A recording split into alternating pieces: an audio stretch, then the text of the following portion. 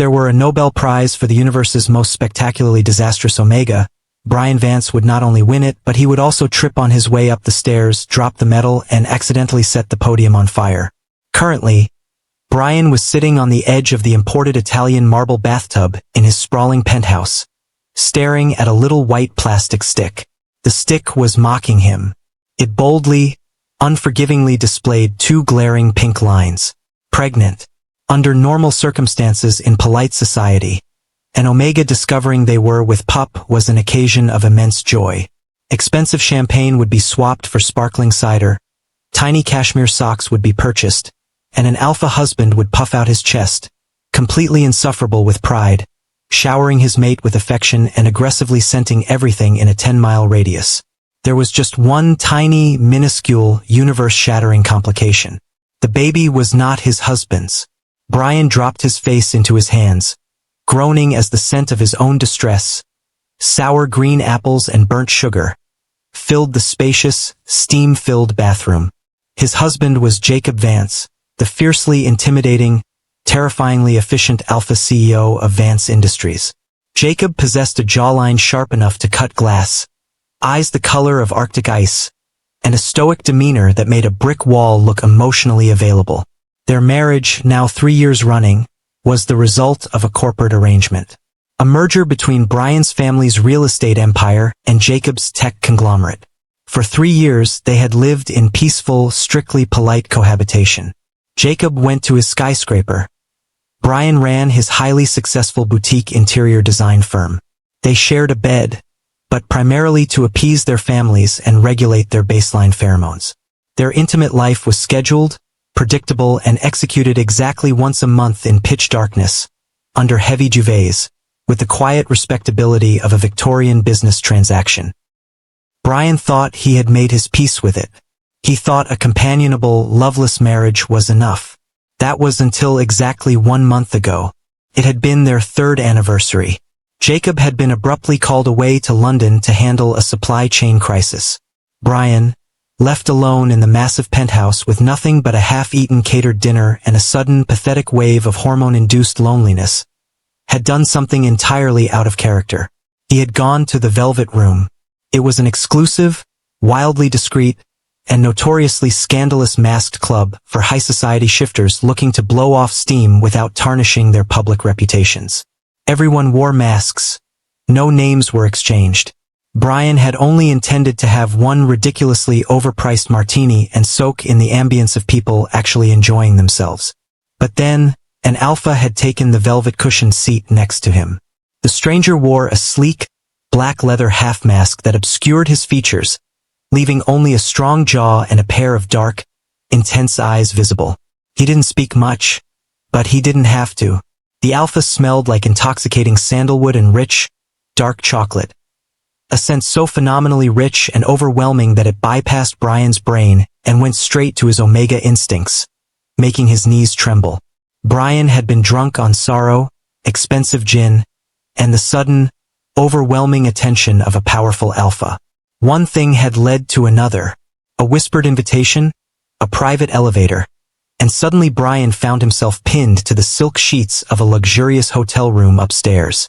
It had been the most mind-bending, soul-snatching, toe-curling night of his entire 26 years on Earth.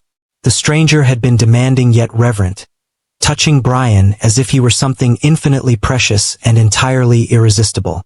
When Bryan woke up the next morning, the space beside him was empty. The mystery alpha was gone. Reality had crashed down on Bryan like an anvil. He had panicked, grabbed his discarded clothes, and sprinted home, scrubbing himself raw in the shower to wash away the scent of sandalwood and chocolate before Jacob returned from London. He had cheated. He, the respectable Bryan Vance, had thrown away his vows for one night of masked primal debauchery. And now, 30 days later, that betrayal had literally taken root. "I'm a dead man," Bryan whispered to the empty bathroom. His phone buzzed on the vanity. It was a FaceTime call from Felix, his best friend and the lead beta designer at his firm.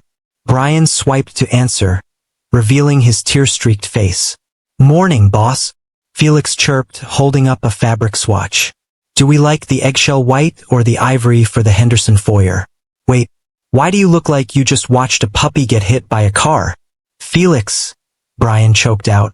I'm pregnant. Felix dropped the fabric swatch. Shut up. Oh my God, Bryan. That's amazing. Jacob must be losing his robotic little mind. Wait, why are you crying? Are these happy tears? No, Bryan wailed, his voice echoing off the tiles. It's not Jacob's. The line went dead silent. Felix stared through the screen, his eyes wide enough to fall out of his skull. I'm sorry. I think my connection is bad. It sounded like you just said the baby isn't Jacob Vance's, the man who terrifies me so much I sweat when he merely looks in my direction. It's not his, Bryan sobbed, pulling his knees to his chest. Remember the anniversary? The club? The masked guy who smelled like chocolate? You didn't use protection? Felix shrieked. I don't know. I was drunk and sad and he was so broad and attentive. Felix rubbed his temples. Okay, panic later. Right now, we need a survival plan. Does Jacob know? No. I just found out 5 minutes ago. He's downstairs in his study right now. Felix, he's going to divorce me. He's going to invoke the infidelity clause in our prenup. Leave me penniless, and I'll have to raise this bastard child in a cardboard box behind a Wendy's. You own your own firm, Bryan, you make 6 figures. Felix pointed out reasonably. The Wendy's box is a metaphor for my absolute moral ruin. Bryan yelled. What do I do? You have to tell him, Felix said gently. Jacob is a human lie detector. He's an alpha. He's going to notice the change in your scent in a matter of days. If you try to hide it, he'll destroy you. If you confess, well, he still might destroy you, but maybe he'll let you keep the good espresso machine. You're right, Bryan sniffled, wiping his nose with the back of his hand. I have to fall on my sword. I have to be a man. A pregnant, cheating man, Felix supplied helpfully. You're fired, Bryan deadpanned, hanging up the phone. He stood up on shaking legs, smoothing down his oversized, cream-colored cashmere sweater. He looked at his reflection in the mirror. He looked pale, terrified, and undeniably Omega. Taking a deep, trembling breath, Bryan marched out of the bathroom, heading toward the stairs like a man walking straight to the guillotine. The double mahogany doors to Jacob's home office loomed at the end of the hallway like the gates of hell. Bryan hesitated for a fraction of a second before pushing them open. Jacob Vance sat behind his massive desk, bathed in the morning sunlight streaming through the floor-to-ceiling windows. He was already dressed for a Saturday morning at the office. A crisp, white button-down shirt, sleeves rolled up to the elbows, revealing thick, corded forearms dusted with dark hair. His silver-rimmed reading glasses perched perfectly on his straight nose as he typed away on his laptop at a blistering speed. The ambient scent of his alpha pheromones, crisp pine needles and cool cedar, was steady, calm, and utterly in control. Jacob, Bryan squeaked. His voice cracked like a pubescent choir boy. Jacob didn't look up immediately. Just one moment, Bryan. The Tokyo branch is completely botching the quarterly projections, and if I don't correct this spreadsheet in the next 3 minutes, heads will roll. I'm pregnant. It's not yours. I cheated on you. I'm so incredibly sorry. Please don't kill me. The confession projectile vomited out of Bryan's mouth in one long, breathless screech. The frantic clacking of Jacob's keyboard stopped instantly. The silence in the study became so thick, so heavy, that Bryan felt like the air pressure in the room had suddenly doubled. Slowly, methodically, Jacob closed his laptop. The soft click of the screen shutting sounded like a gunshot to Bryan's frayed nerves. Jacob laced his large hands together, resting his chin on his knuckles. He slowly raised his head, fixing his piercing ice-blue eyes on his trembling husband. Bryan squeezed his eyes shut, bracing for the inevitable explosion. He waited for the deafening roar of a betrayed alpha, the suffocating scent of aggressive, violent dominance, the immediate drafting of divorce papers, and the cold demand for Bryan to pack his bags. Instead, Jacob's left eyebrow twitched, just a fraction of a millimeter. You are pregnant, Jacob repeated. His voice was dangerously even, a low, smooth baritone that revealed absolutely nothing. Yes? Bryan whimpered, a fresh wave of tears spilling over his lashes. It happened a month ago, on our anniversary. I thought you were in London, and I was just so lonely and sad, and I went to a masked club. I drank too much. An alpha sat next to me. I don't even know his name. I am the most terrible, horrible, worthless Omega in the world, and I completely understand if you want to throw me out into the street. I won't even fight the prenup. Jacob stared at him. For a split second, Bryan swore he heard a bizarre, strangled noise escape Jacob's throat. A weird, sharp intake of breath that sounded suspiciously like a man choking on a laugh. But that was impossible. Jacob Vance did not laugh. He occasionally gave a polite corporate exhale through his nose. Jacob stood up.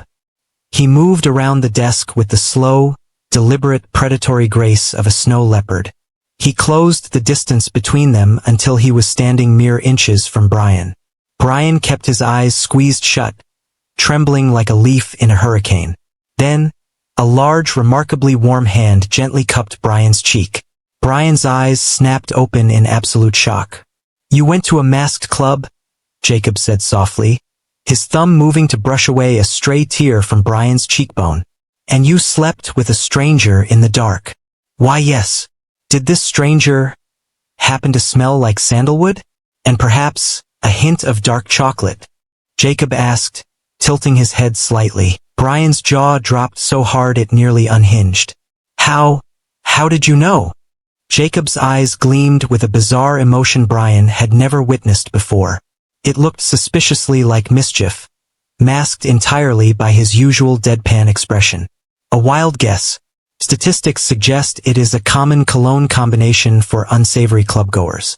Bryan, look at me.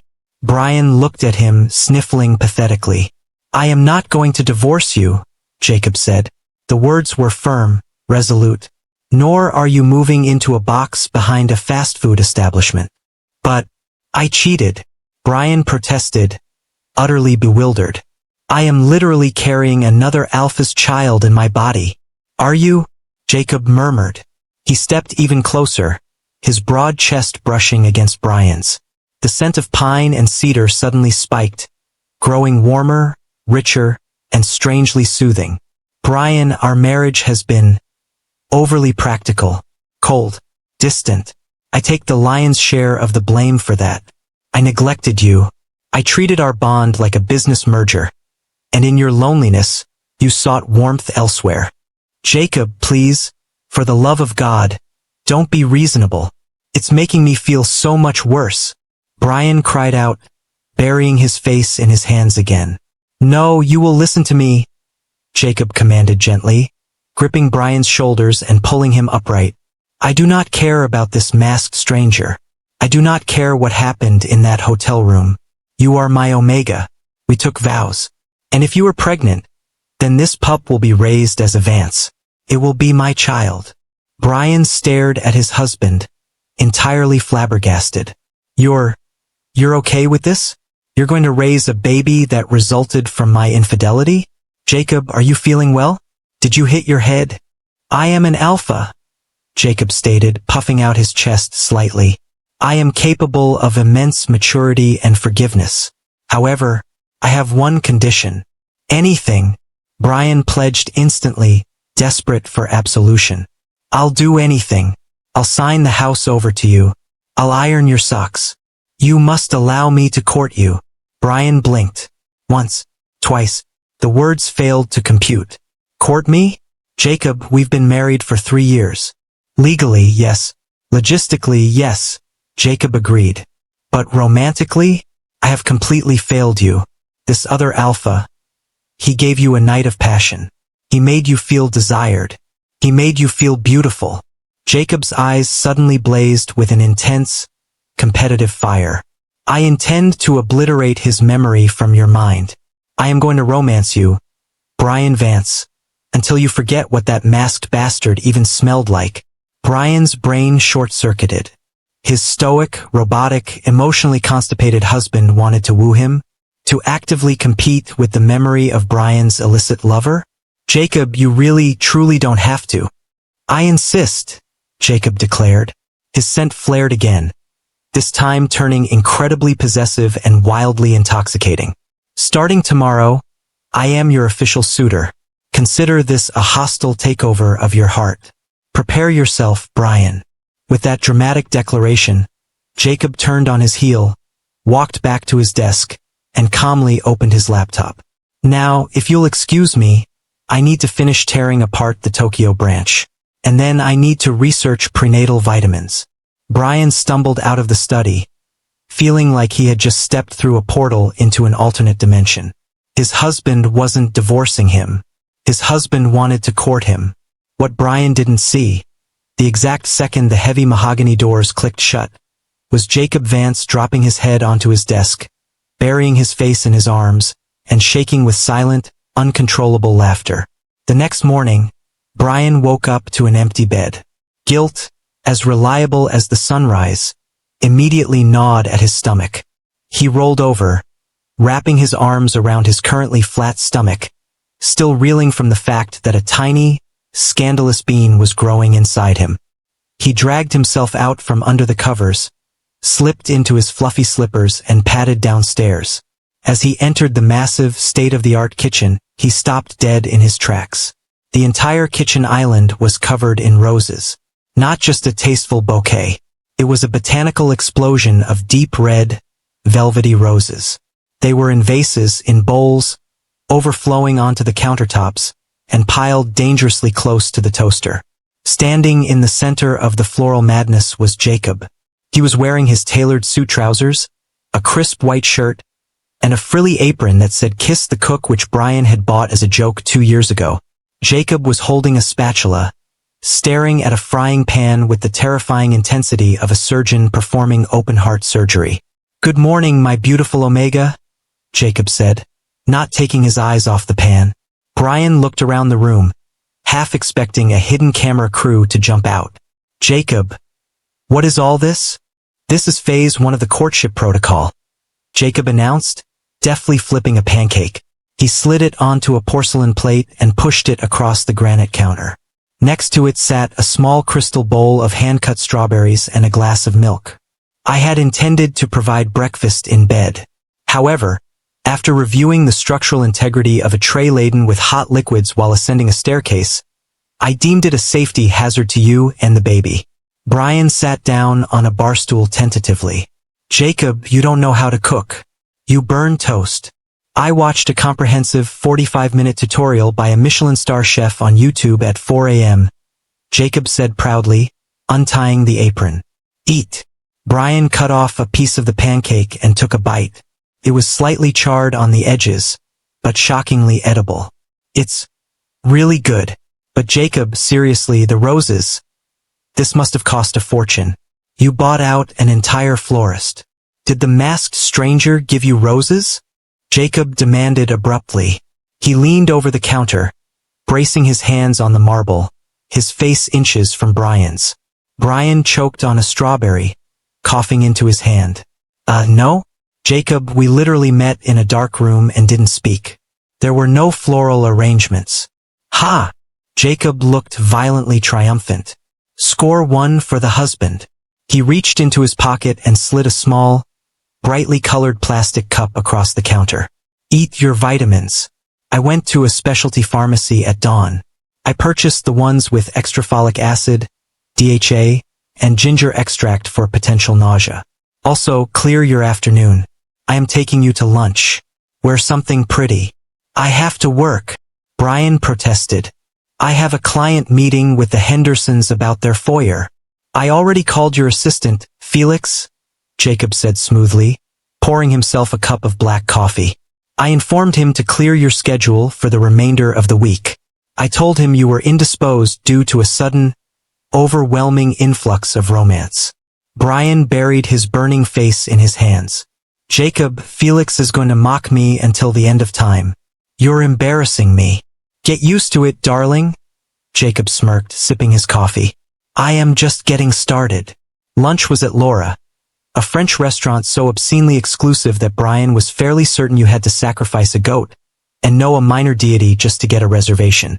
Jacob hadn't just gotten a table. He had booked the entire private balcony overlooking the city skyline.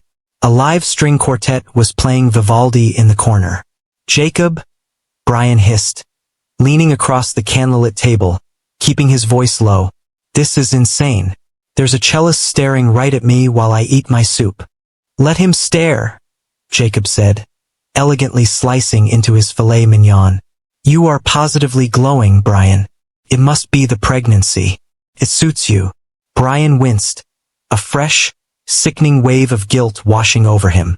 The reminder of his betrayal soured the expensive food in his mouth. "Jacob, about the baby, are you really sure about this? It's not yours. Doesn't your alpha biology violently reject the idea of raising another man's pup?" "I read an article that said, 'Do not believe everything you read in pop science magazines,'" Jacob interrupted, taking a slow sip of his vintage red wine. A strange, deeply knowing smile played on his lips. "Bryan, I assure you, I am completely comfortable with this baby. In fact, I feel an extraordinary connection to it already." "That is literally biologically impossible," Bryan pointed out, miserable. "Alpha instincts are a complex and mysterious thing," Jacob said smoothly. He reached across the table, his large, calloused hand enveloping Bryan's smaller one. His thumb rubbed slow, soothing circles into Bryan's knuckles. "Now, tell me about him." Bryan inhaled his water and spent 30 seconds coughing into his napkin. "Excuse me?" "The stranger," Jacob clarified, his eyes wide and innocent. "The man who impregnated my husband. What was he like? Why on earth would you want to know that?" "Opposition research," Jacob said, as if it were the most practical thing in the world. "If I am to defeat him in the battlefield of your heart, I need to know what I am competing against." "Was he tall?" "It was dark, Jacob. I don't know. He was broad and strong." "Look, can we please not?" Jacob's chest puffed out just a fraction of an inch beneath his tailored suit. "Stronger than me?" "I didn't exactly challenge him to an arm wrestling match," Bryan hissed, his face burning with profound humiliation. He looked apologetically at the string quartet, who were pretending very hard not to listen. "Please, Jacob, drop this. I feel terrible." "Did he make you feel good?" Jacob's voice suddenly dropped an entire octave. It slipped effortlessly into a low, gravelly, vibrating alpha command tone that instantly made the hairs on Bryan's arms stand at attention. The scent of pine and cedar flared, thick, heavy, and undeniably arousing. Bryan swallowed hard, suddenly feeling very warm under his cashmere sweater. Why yes, it was very intense. Jacob leaned in closer, his ice blue eyes locked onto Bryan's with laser precision. "Better than me?" Bryan froze. A reel of their scheduled, lights out, silent, missionary-only encounters flashed in his mind. He compared it to the wild, desperate, uninhibited passion of the night in the club. He loved Jacob and he didn't want to hurt his pride, but Omegas were terrible at lying to their alphas. "It was different," Bryan deflected, aiming for diplomacy. Jacob's lips twitched upward. "Different. I see. Well, challenge accepted. Finish your truffle risotto, darling. We have a busy afternoon. I have chartered a yacht for a sunset cruise." The next 3 weeks were a chaotic whirlwind of absolute absurdity. Jacob Vance, the man who used to express affection by silently upgrading Bryan's firm's accounting software or paying off his credit cards without being asked, had mutated into a romantic Godzilla, determined to destroy Bryan's guilt with weapons-grade affection. Every day brought a new, increasingly ridiculous gesture. On Tuesday, Bryan walked out of his office building to find a skywriter spelling out Bryan Vance is the universe's greatest Omega in the clouds above the financial district. On Friday, Jacob organized a surprise weekend getaway to a private island in the Bahamas, where he spent 3 hours straight meticulously massaging Bryan's feet with expensive lavender oil while refusing to let Bryan lift a finger. The following Wednesday, Bryan was horrified to find a full mariachi band serenading him outside his office window, while Jacob stood awkwardly on the sidewalk, holding a guitar he clearly had no idea how to play, looking violently out of his comfort zone but determined nonetheless. Meanwhile, Bryan's pregnancy hormones had kicked into high gear, transforming him from a capable business owner into a highly volatile, emotional disaster zone. One evening, Bryan was sitting on the living room rug, wrapped in a blanket, weeping uncontrollably while watching a nature documentary about emperor penguins. They're so cold, Bryan wailed, violently blowing his nose into a tissue. And the daddies have to balance the little eggs on their feet in the freezing blizzard. It's too much pressure. Jacob walked into the living room, having just returned from a high-stakes board meeting. He looked like a spread from GQ magazine, immaculate, imposing, untouchable. He took one look at his sobbing husband, sighed with profound fondness, and immediately dropped to the floor next to him, completely uncaring about his $1,000 trousers wrinkling against the rug. "Do you want me to balance an egg on my feet, Bryan?" Jacob offered gently, wrapping a strong arm around Bryan's shaking shoulders and pulling him against his side. "No," Bryan sobbed, leaning eagerly into his husband's solid chest. Jacob's scent was incredibly comforting. Bryan breathed in the pine and cedar aroma, feeling a sudden, intense craving hit the back of his throat. "I want pickles. I will go to the pantry and retrieve the pickles," Jacob said, making to stand. "Wrapped in cotton candy," Bryan added. Jacob paused, hovering halfway off the floor. He stared at Bryan. "Pickles, wrapped in cotton candy. Bryan, that sounds like a culinary hate crime." "The baby wants it," Bryan cried, his bottom lip trembling dangerously. "The baby wants the sweet and the salty. Then the baby shall have it," Jacob stated solemnly. He left the penthouse and returned 45 minutes later, carrying a jar of premium kosher dill pickles and a massive, puffy bag of pink carnival cotton candy he had somehow sourced from a boardwalk across town. He sat on the floor, dutifully wrapping a wet, briny pickle in a cloud of pink sugar, and handed it to Bryan. Bryan shoved the monstrosity into his mouth, chewing happily. Tasted disgusting, but his hormones decided it was a Michelin star meal. Jacob watched him eat with a look of pure, unadulterated adoration. There was no judgment in his eyes, only absolute devotion. It made Bryan's heart ache with a heavy, throbbing guilt. "Why are you being so incredibly good to me?" Bryan asked, his voice small, the pickle suddenly heavy in his stomach. "I don't deserve this, Jacob. I betrayed you. I broke our vows." Jacob's smile faded slightly. He reached out, his thumb gently brushing a stray piece of sticky pink sugar from the corner of Bryan's mouth. "Bryan, you didn't betray me. You were lonely. Our marriage was failing, and I was far too blind and obsessed with my work to see it.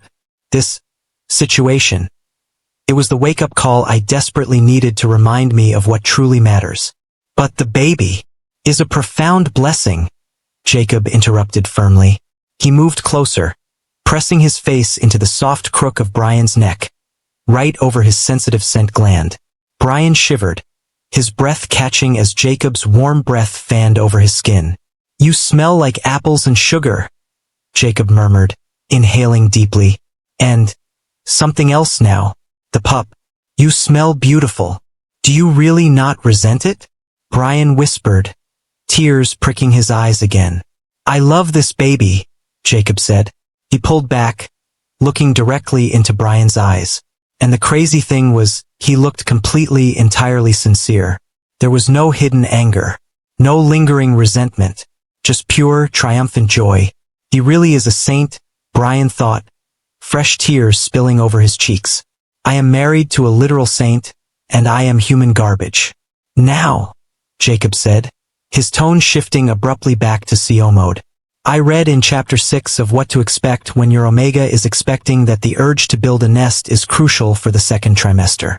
I have ordered 14 premium goose down comforters, a mountain of mulberry silk pillows, and 6 cashmere throws from Italy. They arrive tomorrow morning. We are going to build a fortress." Bryan let out a wet, watery laugh. "A fortress? The best fortress in North America," Jacob vowed, his eyes narrowing. "Take that, Mystery Club stranger." By month 3, Bryan's small baby bump had definitively popped. He was officially waddling slightly. His emotions were a terrifying roller coaster that Felix refused to deal with before 10 a.m., and he was hopelessly, deeply, irrevocably in love with his husband. The deeply ironic tragedy of the situation was not lost on Bryan. It had taken him getting pregnant by a nameless stranger for him to realize how utterly perfect Jacob was. Jacob was attentive, hilarious in his dry, deadpan way, and fiercely protective. Just last week, Jacob had low-key growled at a barista who accidentally gave Bryan a caffeinated latte instead of decaf. It was the hottest thing Bryan had ever witnessed. Bryan wanted him. He wanted his husband so badly it physically hurt. But Jacob, for all his excessive romancing, had been strangely chaste.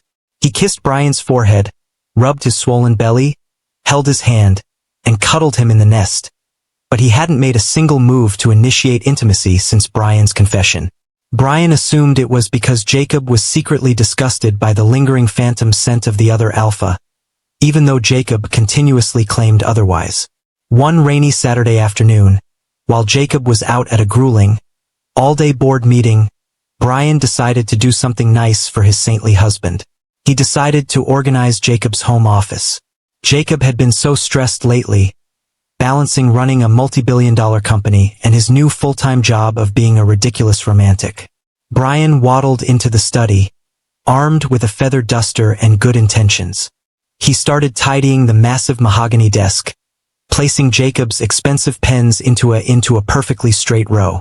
He gathered a stack of stray financial reports and opened the bottom right drawer of the desk to file them away. That was when he saw it. Tucked neatly underneath a thick manila folder labeled Q3 Financial Projections, resting innocently against the wood, was a sleek, black, leather half-mask. Bryan froze. His breath caught in his throat. Slowly, with trembling fingers, he reached into the drawer and picked it up. It was identical. It wasn't just similar.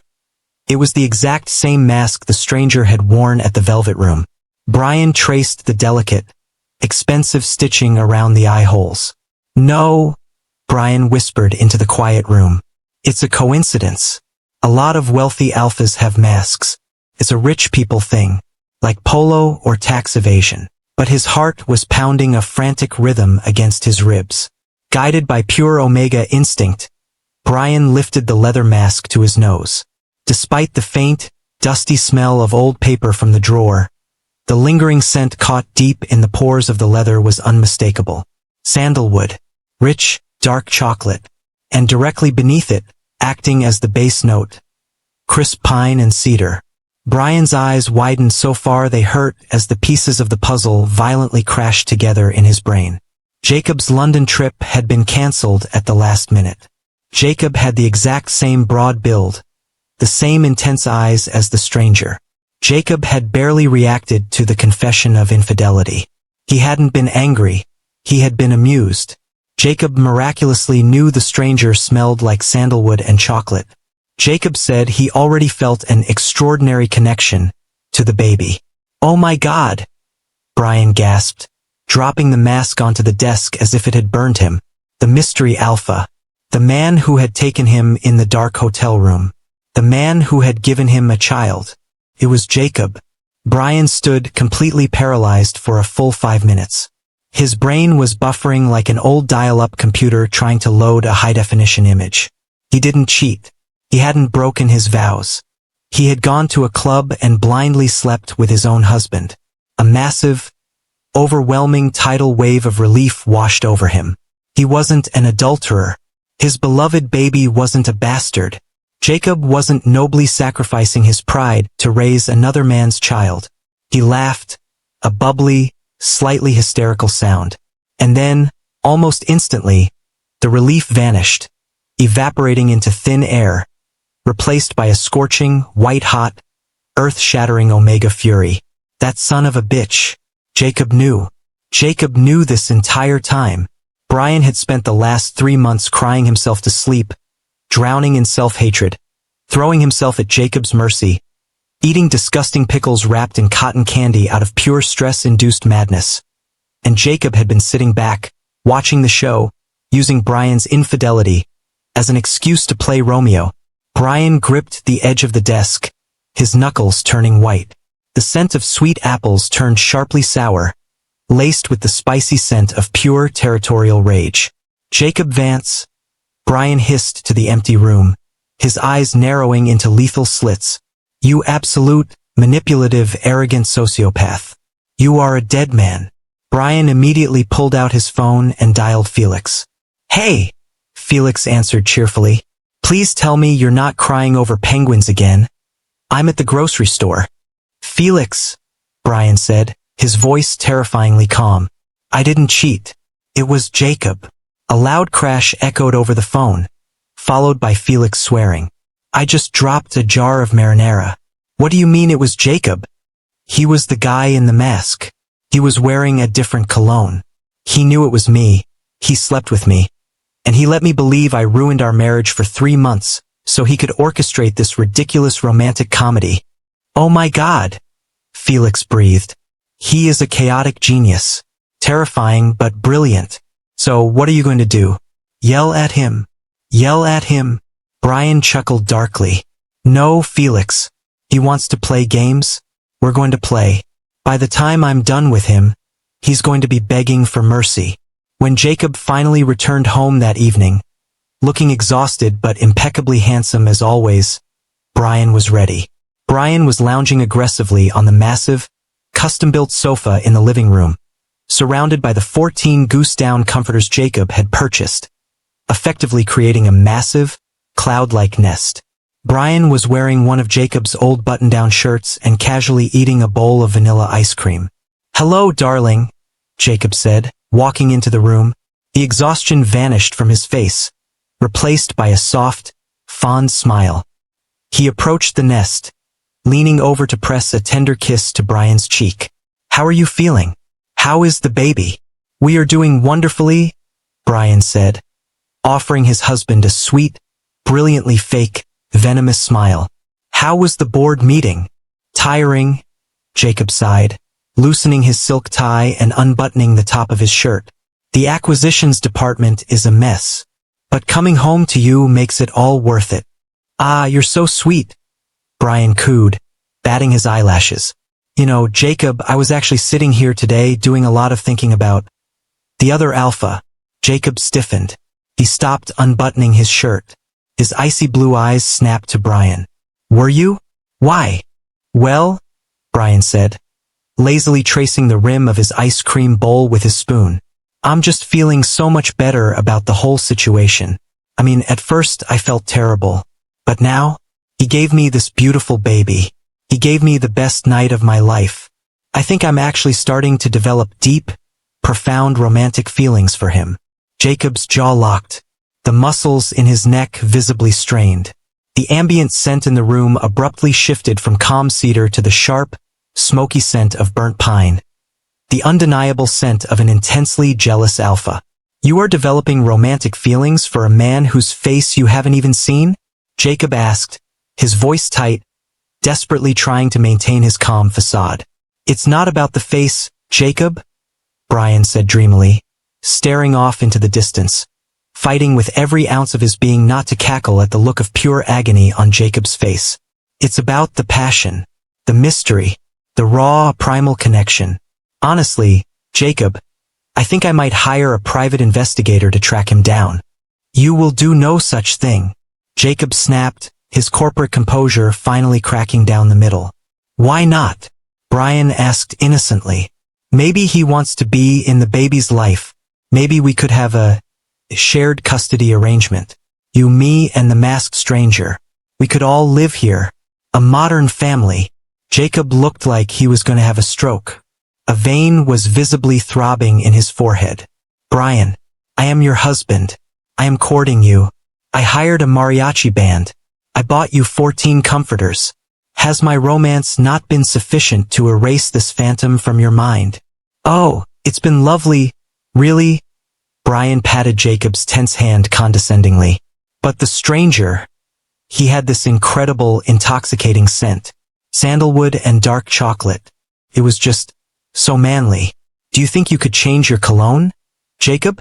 Maybe if you smelled exactly like him, I wouldn't miss him so terribly much. Jacob swallowed hard. A bead of sweat formed on his temple and rolled down the side of his sharp jaw. Bryan, you are heavily influenced by hormones. You don't know what you're saying. You need rest. I know exactly what I'm saying, Bryan said softly. He set his ice cream bowl down and leaned forward, getting right into Jacob's personal space. In fact, I feel so strongly about this, I think I'm gonna go back to the velvet room tonight, just to see if he's sitting at the bar, waiting for me. No! Jacob barked, grabbing Bryan's shoulders, his alpha instincts flaring wildly. You are not going back to that club. It's seedy, it's dangerous, and you are pregnant with a child. Then tell me why I shouldn't go, Jacob? Bryan challenged, dropping the sweet act. He stared directly into Jacob's panicked blue eyes, his own eyes flashing with fierce Omega challenge. Give me one single, incredibly good reason why I shouldn't go looking for the father of my baby. Jacob stared at him. Panic, guilt, and possessive rage warred fiercely in his expression. He opened his mouth, closed it and opened it again, looking like a fish suffocating on dry land. He was trapped in a cage of his own making, agonizingly jealous of his own alter ego. Bryan couldn't hold it in for another second. He reached behind him, pulling the black leather mask out from underneath a mulberry silk pillow, and violently slapped it squarely against Jacob's chest. How about this reason, you manipulative, overdramatic, sociopathic alpha? Bryan yelled. Jacob looked down at the mask pinned against his shirt. He looked back up at Bryan. All the blood instantly drained from his face, leaving him paler than his crisp white shirt. For the very first time since the day Bryan had met him, the great Jacob Vance was completely, utterly, hopelessly speechless. Bryan, Jacob croaked, sounding like he had swallowed a handful of sand. You let me believe I cheated on you. Bryan grabbed a silk pillow and whacked Jacob over the head with it. I have been agonizing for 3 months. I thought I was a homewrecker in my own damn home. I ate a pickle wrapped in cotton candy because I hated myself. I can explain, Jacob said quickly, holding his hands up in a gesture of absolute surrender, dodging a second pillow strike. Explain what? Bryan whacked him again, harder this time. Explain that you like to wear kinky masks and seduce your own husband in seedy VIP lounges because you're too emotionally stunted to just ask me out on a normal date? It wasn't like that. Jacob lunged forward, catching the pillow mid-swing. He gently but firmly pulled Bryan by the wrists, dragging him forward until Bryan fell flush against his broad chest. Bryan squirmed and struggled, but Jacob's arms wrapped around him tight, anchoring him securely in the nest. Let me go so I can punch you in your perfect jaw, Bryan demanded, though his heart was already fluttering at the intense, enveloping contact and the soothing wave of cedar washing over him. Bryan, please, just listen to me, Jacob pleaded. His voice cracked, stripping away the CEO persona, leaving only genuine, raw emotion. My flight to London was cancelled at the last minute. I was heading home, but I was frustrated. I was deeply, hopelessly in love with my husband, but my husband treated me like a polite roommate. Bryan stopped struggling. He looked up at Jacob, his anger stalling. What? Jacob sighed heavily, resting his forehead against Bryan's. He closed his eyes. I have been in love with you since the day we signed the marriage papers, Bryan. But you always seemed so distant, so perfectly professional. I thought you only wanted a business arrangement. I didn't want to push you and ruin the fragile peace we had. When I went to the club that night to get a drink, I saw you sitting there. You smelled so terribly sad. Jacob opened his eyes, searching Bryan's face. I sat next to you. I was wearing that ridiculous mask from a previous masquerade gala, and you looked at me with such raw, uninhibited desire. You didn't know it was me, but for the very first time, you looked at an alpha like you actually wanted them to touch you. Bryan's anger began to deflate entirely, replaced by a strange, warm, expansive ache in his chest. You wore a different cologne, he mumbled. A disguise, Jacob admitted shamefully. I just wanted one night to know what it felt like to be fiercely desired by you, even if you thought I was someone else. I took you upstairs, and it was the most incredible night of my life. But when I woke up, I received a genuine emergency call from the London office.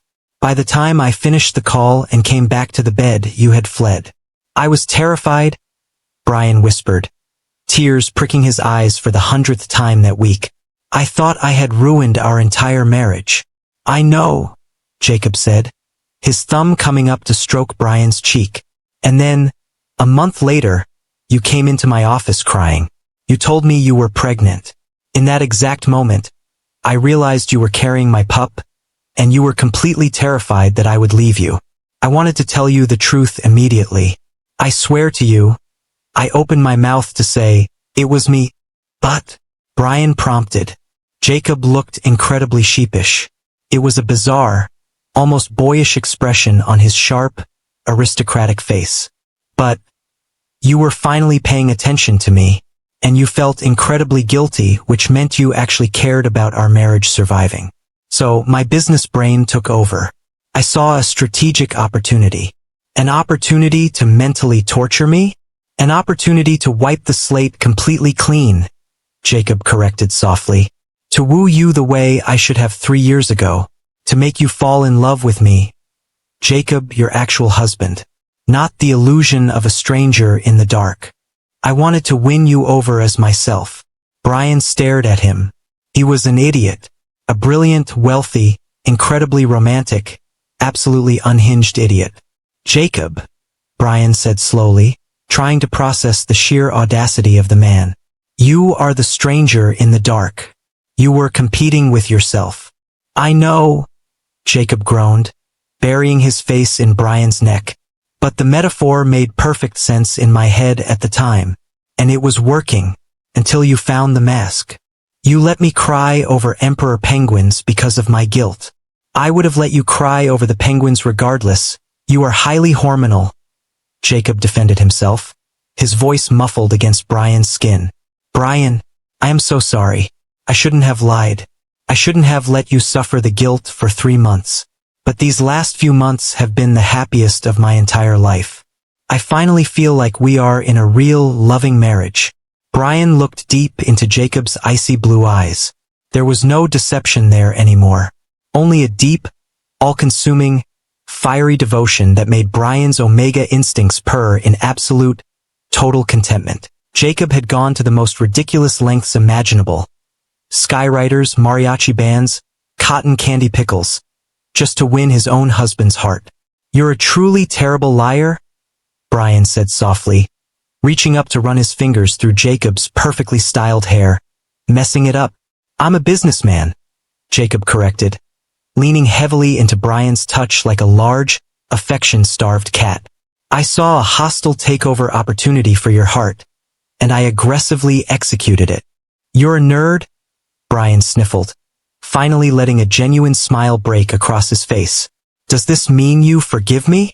Jacob asked, a desperate hope brightening his eyes. You don't want to divorce me? Divorce you? Bryan scoffed, wrapping his arms securely around Jacob's neck. Who else is going to buy me 14 luxury down comforters and randomly hire string quartets while I eat soup? Besides, this baby needs their completely psychotic, overachieving father. Jacob let out a massive, shuddering breath that he seemed to have been holding in for 3 entire months. He pulled Bryan flush against his chest, burying his face in his neck once more. He inhaled deeply, his scent finally settling, changing from the burnt pine of jealousy to a warm, sun-drenched, incredibly peaceful cedar forest. I love you, Bryan, Jacob murmured passionately against his skin, pressing kisses along his jawline. I promise you no more masks, no more secrets, no more convoluted corporate strategies. Just us. I love you too, you idiot, Bryan whispered, closing his eyes and melting into his husband's embrace. The remaining 6 months of Bryan's pregnancy were far less emotionally dramatic, though Jacob's alpha overprotectiveness only amplified to comical levels. Now that the secret was out in the open, Jacob didn't have to pretend he was competing with another alpha.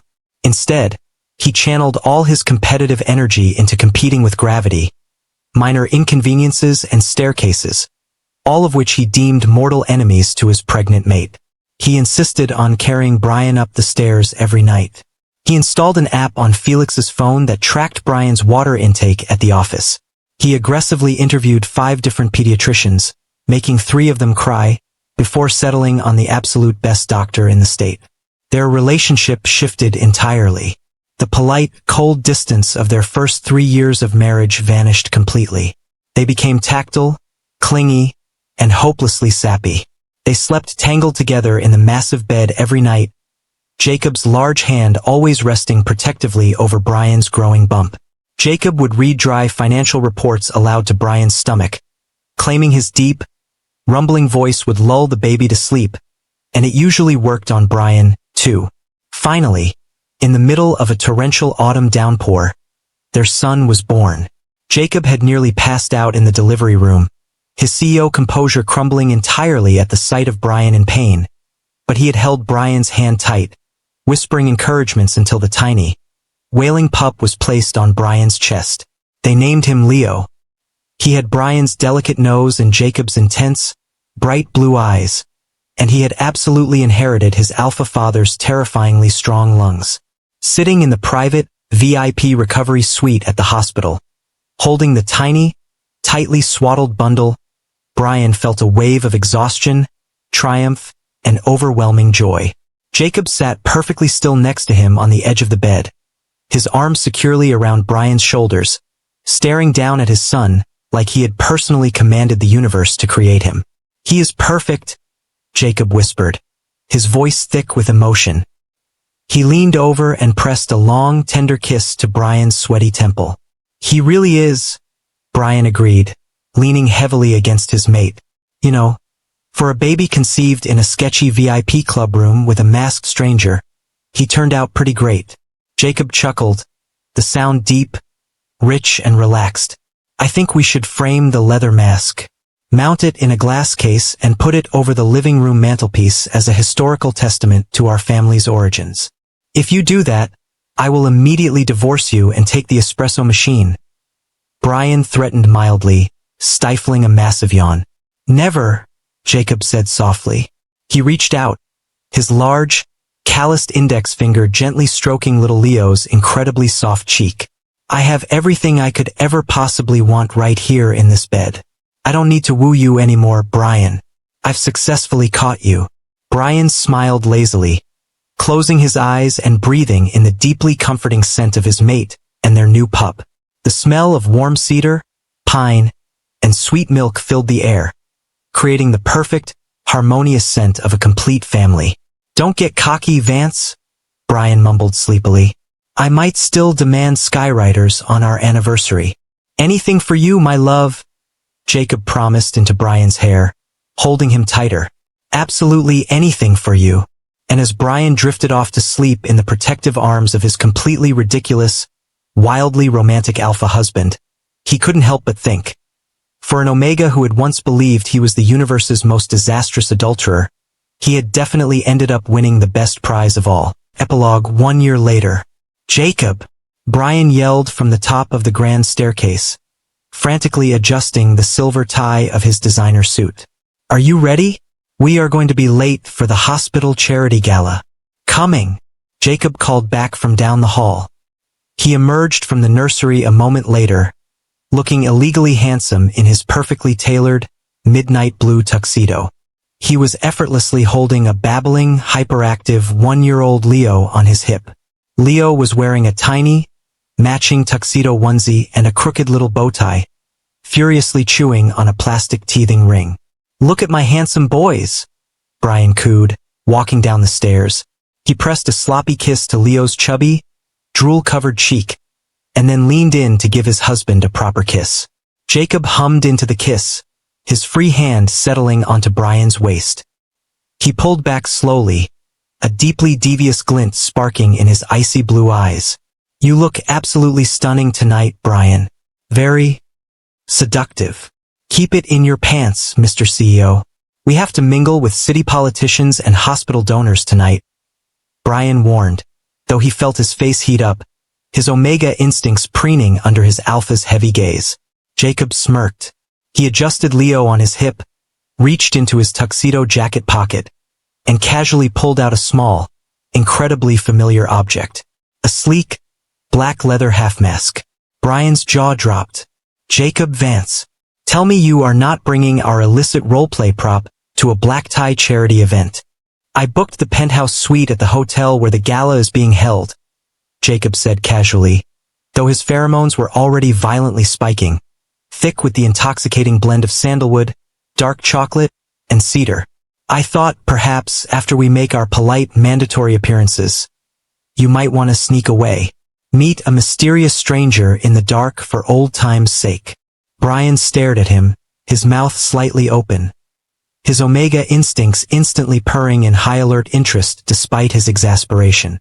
You are absolutely incorrigible, Bryan breathed, taking the mask from Jacob's hand and slipping it securely into his own suit pocket. Is that a yes?